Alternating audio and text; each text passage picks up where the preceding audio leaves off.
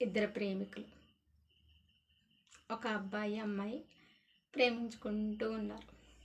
ప్రేమించుకునేటప్పుడు మీకు తెలియందేమీ లేదు. ఏ సినిమాకో, ఏ పార్క్కో, ఏ ఐస్ క్రీమ్కో వెళ్తూ ఉంటారు కదా, అవునా కాదా? నిజమే కదా.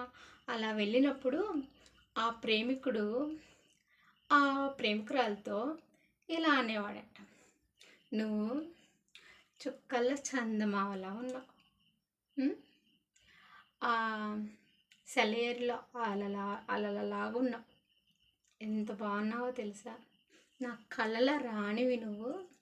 నువ్వు నా జీవితంలో పక్కన లేకపోయినా నా కలలో ఉన్న బతికేస్తాను అనేవాడంట.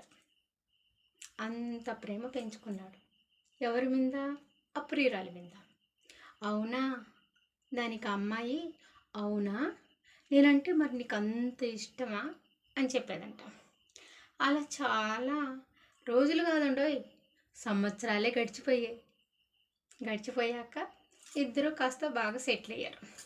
అంటే ఉద్యోగాల పరంగా కానీ మనీ పరంగా కానీ సెటిల్ అయ్యారు. ఆ అబ్బాయి ఒకరోజు ఆ అమ్మాయితో ఇలా అన్నాడంట, ఏమనో తెలుసా, ఇంకా ఎన్నేళ్ళని ప్రేమించుకుంటాం చెప్పు. నేను మా ఇంట్లో వాళ్ళతో చెప్పాను నువ్వంటే నాకు ఇష్టమని. నువ్వు కూడా మీ ఇంట్లో వాళ్ళకి నన్ను పరిచయం చేయొద్దు పదా.